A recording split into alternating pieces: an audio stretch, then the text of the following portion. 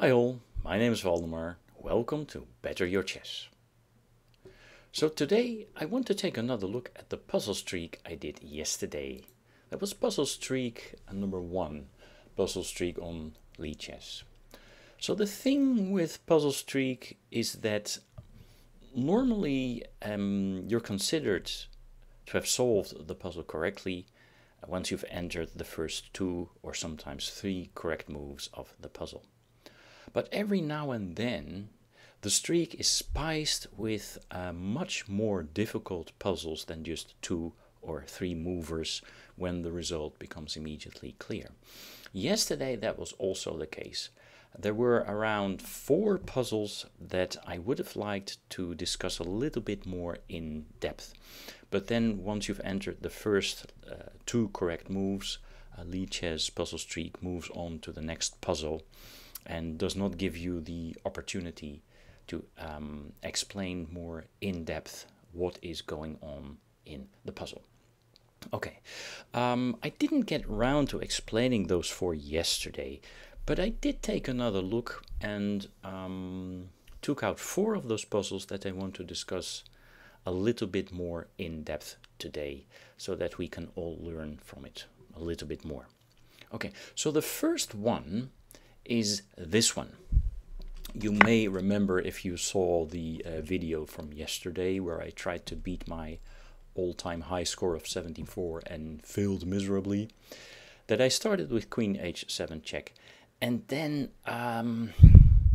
according of course to the engine Stockfish puzzle, played King G5, but then it's immediately very easy to spot the win, which is F4, picking up the queen.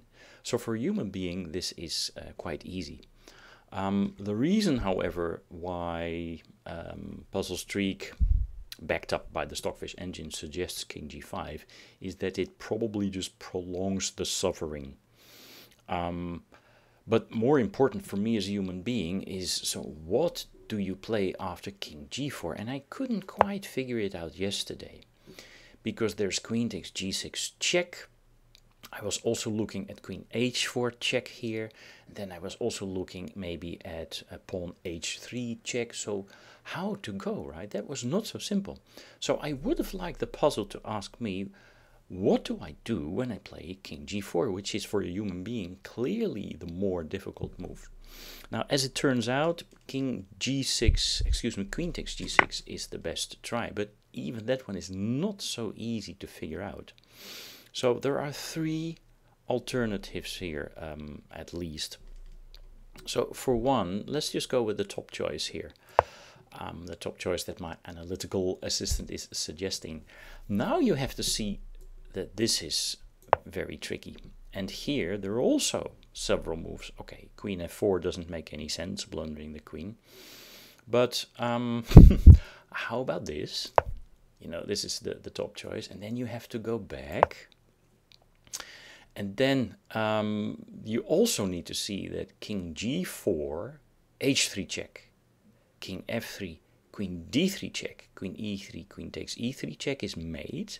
But you also have to realize that if the queen interposes, you manage to remove the guard from black's queen, which currently is the king, and you do that by this deflection check. And even if the king then moves over to G5, you have another deflection check. And then it becomes clear that you are winning this position. But before figuring out the entire complex of variations, I think even a strong player would need maybe up to 3 minutes. With strong player, I mean at least international master level or grandmaster level. This is really very complicated. Anyway, I just wanted to show you why this puzzle is winning and how, and what you have to see in order to find the correct moves. Now, of course, in a practical game where you're down no less than 3 pawns, the only thing you can try is just to go with the flow, yeah? And then it's up to black to make a decision. Black will see that after King G5 it's an easy win with F4 check, forking king and queen, so he will go here. And then you can take it from there, making it a little bit easier, of course. But considering the puzzle solved by Lichess means that you would have all the necessary technique to win it from here, which is not at all easy, because as mentioned, there are 3 moves to consider here. This one, capture check, this check, and this check. And you know, purely mathematically speaking, there's only a 33% chance that you will choose the correct one. Now, there you may use this principle that, okay, there is this hierarchy of forcing moves. You know, there's checks, there's captures, and there's attacks, and in the mix, also very high up, there is the threat of checkmate. But how about combining those moves? So giving a check and a capture. So you may lead yourself to find this move, but it doesn't mean that it is necessarily the strongest option, yeah? Because even though you do win this pawn, is it really so relevant? There are still 2, not connected, but still 2 passed pawns left. And is this one really going to make the big difference that you're waiting for? For instance, in order to keep the draw? That's not completely clear to me. So you would definitely have to calculate if this is very concretely leading to a draw or even a win, as it happens to do in this case. Okay, having said that, let's go back to learn, study, and open position number 2. I have to click my studies, yeah. So I ordered them here, I saved them as studies from Puzzle Streak. This was the 2nd position. You may also remember that I started calculating this. Yeah, that was the trick, and it is correct. But yeah, the funny thing is, Lichess didn't test me on g takes h6. When I have to show my entire idea, he played this rather strange move, and then I took the pawn, and then Lichess considered the puzzle solved, and he just went on to the next one. I do remember now that I can switch or toggle this button, that he does not automatically go to the next position, but leaving that button toggled or untoggled doesn't change much, because he will still consider the puzzle solved. But let's go with the human view, yeah, where you have to prove that this is a win because you've sacrificed an entire rook. Of course, this is the follow-up, the one and only follow-up. Then I managed to calculate until here, and until here, and until here. This is one of the lines I said out loud yesterday, and then I made a visualization error. I missed queen g5 check. Some of you may remember that I tried to make this one work, because if there is no queen g6, then this is of course an immediate win, because I would take either here or here with mate.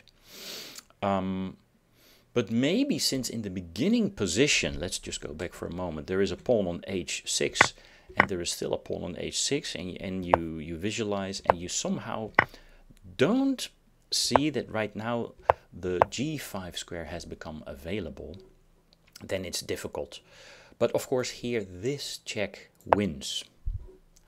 Now what may help in those lines is that of course you have the discipline to take a step backwards. It starts with discipline and the realization, the awareness that you have this opportunity to take the step back and just figure out where are the pieces and am I still visualizing the position correctly.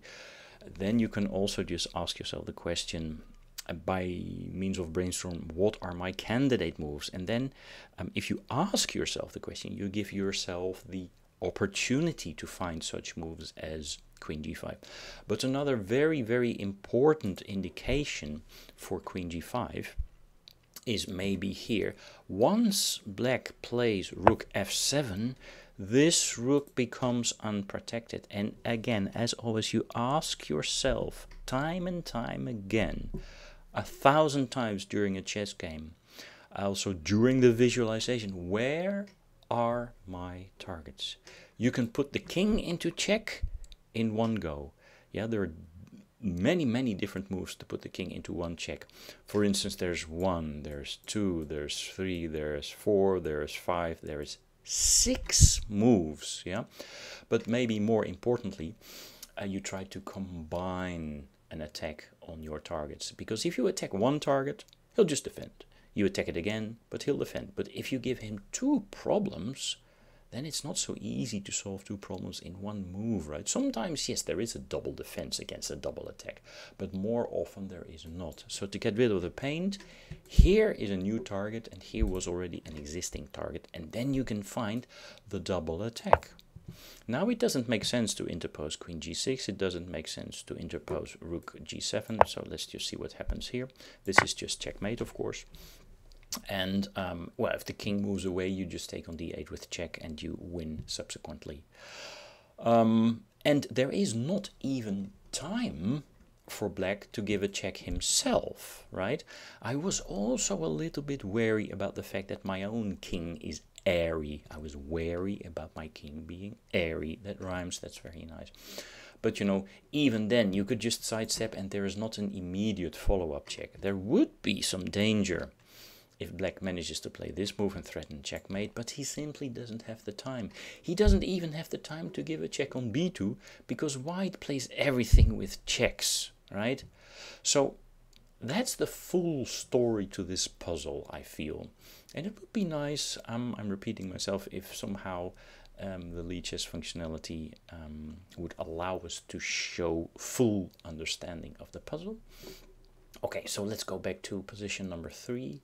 Study. My studies, puzzle streak number 3. This one, yeah. So you know you're playing a puzzle, yeah. So you're thinking it must be something concrete, something with a point, something ba-dum bats, and you win. And the only try really here to force the issue, especially since this pawn is now attacked 3 times, is to go with d7. And the tactical point is that, yes, you do sacrifice the rook, but you immediately get a new queen, and then you will end up more material, right? So black will take that, you take, and, well, okay. I don't need to show this. This is just up a queen for a rook. So what I was thinking, after d7, the only move to defend against the threatening rook c8, if you don't take the rook, which you don't as defender, as black, is rook b8. But the funny thing is that according to Stockfish, again, probably because it just takes the longest number of moves to actually win the game in a funny way, was bishop f8. But bishop f8 does not put up any defense at all, because now I can just simply execute the rook c8 idea and it's immediately winning. So for human being, this is not really the puzzle. The puzzle is, of course, after d7, rook b8, which defends against the threat of rook c8, because rook and queen are protecting c8 2 times, and once white's rook lands there, it's only protected once, so that's insufficient. So then you're in puzzle mode and you think, now what, I just don't see it, and why didn't they test me on rook b8? Now if you're in a normal game, you're maybe not in puzzle mode, and you just go, okay, so let's take it from here. What can I do to build the position? What can I do to build the advantage? And then maybe it's more easy for you to realize that your threat is rook c8. And the all-important thinking technique now that you can use is, I want to do something to play rook c8, but it isn't yet possible because it's protected twice by black. How can I change that situation? How can I remove that reason why it is still not possible? And then you make it possible. That's playing chess. You make it possible. So how can we reinforce the idea of rook c7? And it's not a check, it's not a capture, but basically it's a maneuver. But you could also say, no, it's still in the hierarchy above the maneuver, it's also an attack. So it's not a check, it's not a capture, it's an attack, but it's by means of maneuver. So the correct move, and the arrow from my analytical assistant is already explaining this, is queen c2. What you basically do is you attack the square where you want to execute your threat another time. You could also say you protect that, or you control that more, but I like to think in terms of attacking. Because c8 is really the target square here. Yes, squares can also be targets, don't forget that, yeah? And here there's just no stopping rook c8. And then it becomes clear, yes, this is winning. It's also nice that for the moment, of course, this pawn is protected twice. So black cannot take that with either queen or knight. So here the computer is suggesting queen f8, but then rook c8 is just winning. Yes, you probably now have to take this guy, which is a defender of the rook. So I cannot take the knight, but of course I'll just take the queen and easily win the game with my superior material balance. So that's the full story of this puzzle. I did not appreciate that yesterday I had to play a slower move, a more maneuvering type of move, instead of a puzzle move. Queen c2. Okay, so let's go back to position number 4. That one was also really complicated, I think, and very useful to point out what was going on there. Here we had this pawn endgame. It's black to move and it's winning. I did find the idea of a5, a4, but only 2 moves deep into the puzzle, Lichess already considered the puzzle solved correctly. But there's so many points. I need to point out what's going on. So here, the idea is that, and let's go with that. The main line is that after b takes a4, you take here. And now it does seem that this king is in the square of this pawn, but also in the square of that pawn, so there's not a big deal. And this pawn is far away, even though black's king is also in the square. Yeah. So you wonder, is that the correct way to play for black and even to play for a win? And yes, it is, because there are 2 black passed pawns and only 1 for white. That means black's king can deal with this one, but white's king cannot deal with both of these 2 black passed pawns. So that is the concept. But then how to play? King e3 was also there in my analysis, and then I analyzed out loud f4 check. But that's wrong. That's wrong. Because here he can still take, and now if I try to run, I'm still not fast enough because he catches up. Yeah, so then it's a draw according to the computer. No, what should be played is you must keep these pawns here to also sort of keep this king in the dark.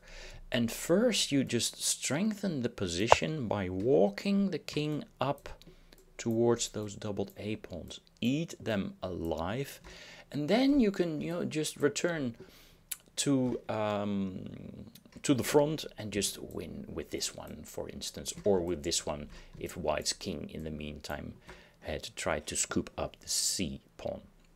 So that's the concept. That one is winning. So king d6. Let's just see what happens. King d6. A5. King c7, just to see the idea in action. Now the computer is suggesting a6. These are just sample lines, but now we understand what's going on. a7, just pulling away the king maybe, but it just only prolongs the suffering. a4, and now the king just moves up, right? Here we go. So as soon as the king moves to the c pawn, you push that f pawn, and you really tear apart white's king, so to say. Yeah. So it's important to understand those 2 principles. For instance, here of the 2 passed pawns with 2 files distance between them, because, excuse me, these 2 pawns can really frustrate the defending king, and he cannot keep up with both of them. If you march them forward in tandem, right, you do it very precisely. So just a few more moves, and then even this one is possible, because after king f2 there is c3. Yeah. Okay, so he's putting on the screws before he's even walking black's king towards the a pawn. Well, I think we get it. This one is winning. But also very important, and that's another line I started calculating sort of first yesterday after this line, is the counter check. You're always supposed to calculate the counter check, yeah, the counter attack by means of defense. And here it's very difficult to understand for human being. You can make a horrible mistake. I started calculating, because you have to start somewhere, by just taking that. And why not, right? Well, I'll show you why not. Because now the c pawn that was in danger of being captured by black's b pawn once white takes here. Now this c pawn can take on d5 with check, remove itself from danger, from capture by black's b pawn. And here, once I will capture here, it's just again a draw. Because here, black does not manage to create two passed pawns on the C and F files. And also, if you just follow the line of the computer, it's just a race where both sides queen or keep each other in some sort of opposition, sideways opposition, stalemate. You can figure this out. I mean, the computer is also indicating 0, 0. So, yeah, that's what I had to explain about this pawn endgame.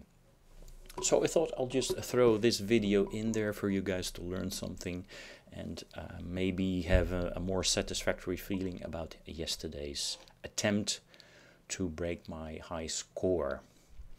Okay, well, having said that, if you like these videos and if you find that there's some value in them for you, then please hit that like button, hit that subscribe button, SLC, subscribe, like, comment on YouTube, and then we'll see each other in a next video. Thank you for your attention and goodbye for now.